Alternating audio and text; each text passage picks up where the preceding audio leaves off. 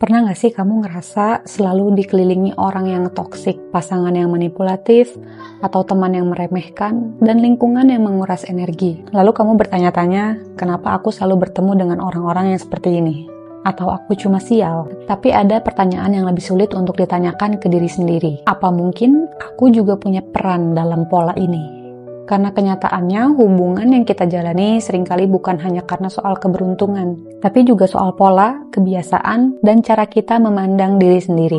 Hari ini kita akan refleksi bareng-bareng. Kita akan bahas kenapa kita selalu terjebak di hubungan yang toksik, bagaimana cara menyadarinya, dan yang paling penting, bagaimana kita bisa keluar dari lingkaran ini. Jadi, kalau kamu pernah merasa tersakiti dalam hubungan, tapi tanpa sadar selalu kembali ke pola yang sama, tonton video ini sampai habis.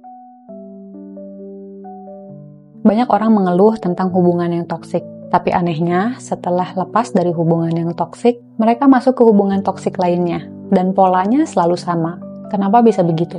Karena hubungan yang kita jalani seringkali adalah cerminan dari sesuatu yang lebih dalam di dalam diri kita sendiri. Ada beberapa alasan kenapa kita selalu terjebak di pola hubungan yang toksik. Yang pertama, pola dari masa kecil atau trauma lama. Kadang tanpa sadar kita memilih orang yang mirip dengan figur yang pernah menyakiti kita di masa lalu. Misalnya, jika kita tumbuh di lingkungan yang penuh konflik, kita bisa terbiasa dengan ketegangan, dan hubungan yang damai justru terasa membosankan. Dan hal lainnya adalah jika kita pernah mengalami penolakan. Kita bisa tanpa sadar mencari pasangan yang sulit dimenangkan, karena kita ingin membuktikan diri bahwa kali ini kita pantas untuk dicintai. Yang kedua, harga diri yang rendah. Pernah merasa bahwa kita tidak cukup baik untuk mendapatkan cinta yang sehat? Ketika kita merasa tidak layak dicintai, kita cenderung menerima perlakuan yang buruk. Kita berpikir mau bagaimana lagi, mungkin ini yang pantas aku dapatkan. Padahal cinta yang sehat bukan tentang menerima apa adanya, tapi juga tahu kapan harus berkata cukup. Yang ketiga, trauma bonding atau ketergantungan emosional. Hubungan toksik seringkali penuh dengan pasang surut. Ketika kita disakiti, kita merasa sakit luar biasa. Tapi saat pasangan toksik tiba-tiba berubah menjadi baik, kita merasa euforia. Ini yang disebut dengan trauma bonding. Rasa terikat pada seseorang karena siklus luka dan penghiburan yang terus berulang. Mungkin kita tidak lagi mencintai orangnya, tetapi kita kecanduan roller coaster emosional yang mereka berikan kepada kita. Yang keempat, keyakinan yang salah mengenai cinta. Pernah dengar kalimat ini? Cinta itu butuh perjuangan, atau kalau dia cemburu, berarti tandanya sayang. Atau kamu mungkin pernah berpikir bahwa kamu mungkin bisa mengubah dia. Kalimat-kalimat ini bisa membuat kita bertahan dalam hubungan yang seharusnya sudah ditinggalkan. Padahal cinta yang sehat tidak membuat kita merasa tersiksa setiap hari. Sekarang mari kita balik pertanyaannya. Kalau kita selalu ada di hubungan yang toksik, mungkinkah ada sesuatu di dalam diri kita yang juga toksik? Toxic behavior bukan tentang marah-marah atau kasar secara langsung. Kadang bentuknya lebih halus. Misalnya, sering merasa menjadi korban dan menyalahkan orang lain.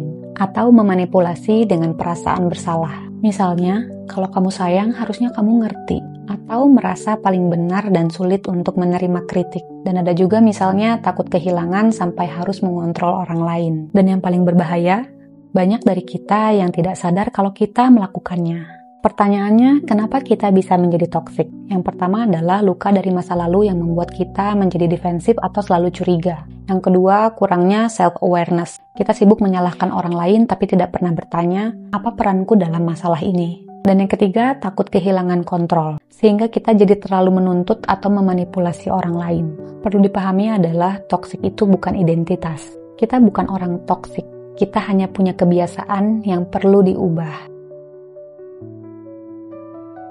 Kalau kamu merasa selalu terjebak dalam hubungan toksik, ini saatnya untuk berhenti sejenak dan coba refleksi. Yang pertama, sadari polanya. Dan tanyakan kepada diri sendiri, apa persamaan antara hubungan-hubungan buruk yang pernah aku jalani? Dan apakah aku selalu tertarik pada tipe orang yang sama? Dan apa yang sebenarnya yang aku cari dalam hubungan ini?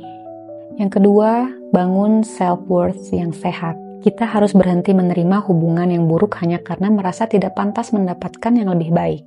Yang ketiga, berani untuk berhenti dan memilih diri sendiri. Kadang kita perlu melepaskan seseorang, bukan karena kita tidak mencintainya, tetapi karena kita lebih mencintai diri sendiri. Dan itu tidak apa-apa. Yang keempat, belajar membangun hubungan yang sehat.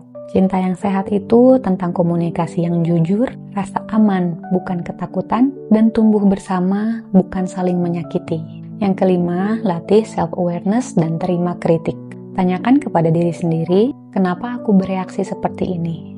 Dan apakah sikapku membuat orang lain tidak nyaman? Dan apa yang bisa aku ubah? Jika kamu selalu bertanya kenapa aku selalu terjebak di hubungan yang toksik, mungkin saatnya untuk bertanya balik kepada diri sendiri. Hubungan seperti apa yang aku yakini pantas untukku? Karena sampai kita percaya bahwa kita layak untuk mendapatkan cinta yang sehat, kita akan terus kembali ke pola yang sama.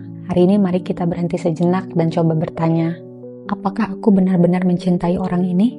Atau aku hanya takut sendirian? Dan yang paling penting lagi, apakah aku sudah menjadi orang yang aku harapkan dari orang lain? Kita semua selalu punya pilihan untuk berubah. Kalau kamu punya pengalaman tentang hal ini, kamu bisa share di kolom komentar. Dan terima kasih yang sudah menonton. Kalau kamu suka videonya, jangan lupa like, komen, dan subscribe. Juga nyalakan lonceng untuk tahu video-videoku selanjutnya. Bye-bye.